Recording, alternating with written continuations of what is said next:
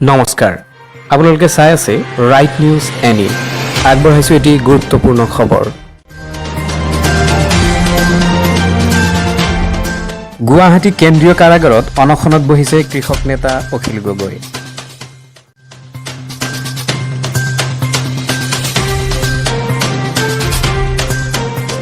কাৰাগাৰৰ ভিতৰত কোভিড-19 সংক্ৰমণৰ বিৰুদ্ধে স্বাস্থ্যসন্মত ব্যৱস্থা গ্ৰহণ কৰাকে ধৰি খাদ্য সামগ্ৰীৰ যোগান আদি কেইবাটাও বিষয়ৰ দাবীত ৰুগীয়া দেহাৰী অনশন কাৰ্যসূচী গ্ৰহণ কৰে কৃষক নেতাগৰাকীয়ে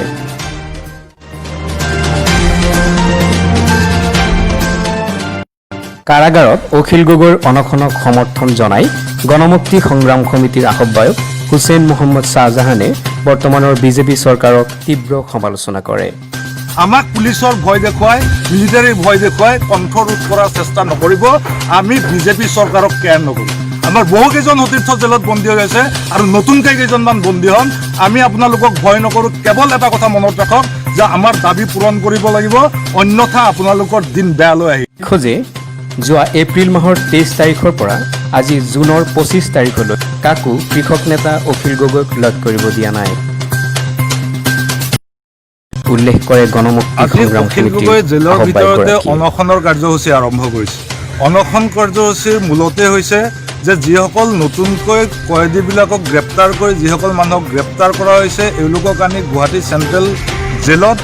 ৰখাৰ ব্যৱস্থা কৰা হৈছে আৰু এই যে নতুন মানুহবিলাকক তেওঁলোকক কোনো ধৰণৰ আইচলেশ্যন ৱাৰ্ডত ৰখাৰ ব্যৱস্থা কৰা হোৱা নাই আৰু তেওঁলোকে পুৰণি কয়েদীবিলাকৰ লগত সমানে মিলা মিছা কৰি থকাৰ এটা পৰিৱেশ সৃষ্টি হৈছে এনেকুৱা এটা অৱস্থাত কোভিড-19 তাত ব্যাপকভাৱে সংক্ৰমণ হোৱাৰ এটা আশংকাৰ সৃষ্টি হৈছে আৰু তাৰ উপৰিও জেলৰ খাদ্য অতি নিম্নমানৰ জেলত চিকিৎসা ব্যৱস্থাৰ নামতে এক আসুৰিক চিকিৎসা ব্যৱস্থা চলি আছে তাত থকা খোৱাৰ যিবিলাক ব্যৱস্থা অতি বেয়া তাত বিশুদ্ধ খোৱাপানীৰ ব্যৱস্থা নাই এই বিভিন্ন দাবীত অখিল গগৈয়ে আজি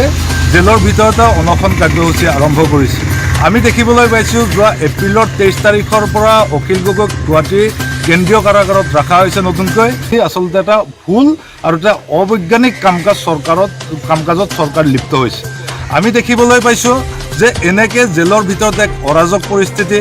আৰু কোভিড প্ৰতিৰোধৰ কাৰণে যি ধৰণৰ কাৰ্যকৰী ব্যৱস্থাবিলাক ল'ব লাগিছিলে আচলতে বিজেপি চৰকাৰখনে যিমানেই ঢাক ঢোল নবজাওক কিয় তেওঁলোক সম্পূৰ্ণভাৱে ব্যৰ্থ হৈছে আমি ক'ব বিচাৰিছোঁ যিটো মুহূৰ্তত অসমত ইমান কোভিড এক্টিভ পেচেণ্ট ওলোৱা নাছিলে সেই মুহূৰ্তত অসমৰ ৰাইজ ৰাস্তাত ওলোৱাৰ লগে লগে পুলিচ লগাই মাৰি পিটি হাড়মূৰ ভাঙি তেওঁলোকক ঘৰত সোমাই থোৱাৰ ব্যৱস্থা কৰিলে আৰু এতিয়া যেতিয়া ব্যাপক হাৰত গণসংক্ৰমণ আৰম্ভ হৈছে তেতিয়া চৰকাৰে কৈছে যে আপোনালোকে সাৱধানে থাকক আমাৰ দায়িত্ব শেষ আৰু এনেকুৱা এটা ব্যৱস্থাৰ বিপৰীতে আমি দেখিবলৈ পাইছোঁ যে জেলতে হওক বা বাকী ৰাইজৰ ক্ষেত্ৰতে হওক যি ধৰণৰ আচলতে দূৰদৰ্শিতা আৰু এটা বিজ্ঞান মনস্ক আৰু বিজ্ঞানসন্মত পদ্ধতিৰে গোটেই প্ৰক্ৰিয়াটোক ডিল কৰিব লাগিছিল চৰকাৰখন গোটেই ক্ষেত্ৰত ব্যৰ্থ হৈছে আৰু তাৰ বিপৰীতে চৰকাৰখনে এই মুহূৰ্তত নিজৰ ৰাজনৈতিক লাভালাভৰ অংকতহে বেছি ব্যস্ত হৈ পৰিছে আমি দেখিছোঁ যে হিমন্ত বিশ্ব শৰ্মাই মণিপুৰত গৈ বিধায়ক কিনা বেচাৰ কাম আৰম্ভ কৰিছে বিজেপি দলৰ সভাপতিৰ নেতৃত্বত মুখ্যমন্ত্ৰীৰ নেতৃত্বত অসমত ঘৰে ঘৰে মানুহৰ ওচৰত গৈ তেওঁলোকে নিজৰ ৰাজনৈতিক কাৰ্যসূচীবিলাক আৰম্ভ কৰিছে আৰু তাৰ বিপৰীতে বিৰোধীবিলাকক কৰোণাৰ ভয় খুৱাই কৰোণাৰ অজুহাত দি তেওঁলোকক ঘৰত বন্দী কৰি ৰখাৰ ব্যৱস্থা হৈছে ইতিমধ্যে জেলত যিমানবিলাক কাম কাজ চলি আছে জেলত যিমানবিলাক ঘটনা চলি আছে ঘটনাবিলাক মুঠেই এখন গণতান্ত্ৰিক দেশত হোৱা কাম নহয় অখিল গগৈৰ সমস্ত মানৱ অধিকাৰ তেওঁৰ গণতান্ত্ৰিক অধিকাৰ খৰ্ব কৰা হৈছে আৰু চৰকাৰে কেৱল ভোটৰ ৰাজনীতি কৰি এই মুহূৰ্তত কৰোণা সংক্ৰমণৰ সময়ত নিজৰ দলটো বিজয়ী কৰিবৰ কাৰণে তেওঁলোক ব্যস্ত হৈ পৰিছে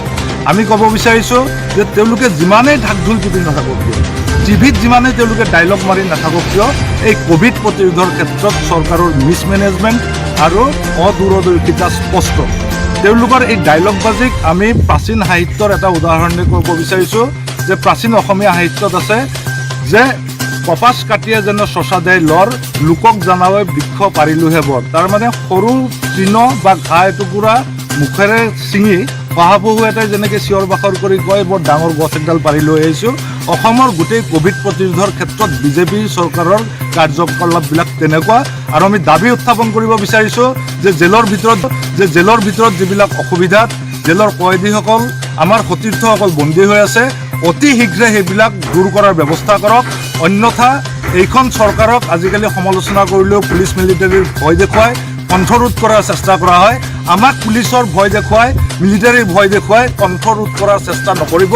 আমি বিজেপি চৰকাৰক কেয়াৰ নকৰোঁ আমাৰ বহুকেইজন সতীৰ্থ জেলত বন্দী হৈ আছে আৰু নতুনকৈ কেইজনমান বন্দী হ'ম আমি আপোনালোকক ভয় নকৰোঁ কেৱল এটা কথা মনত ৰাখক যে আমাৰ দাবী পূৰণ কৰিব লাগিব অন্যথা আপোনালোকৰ দিন বেয়ালৈ আহি আছে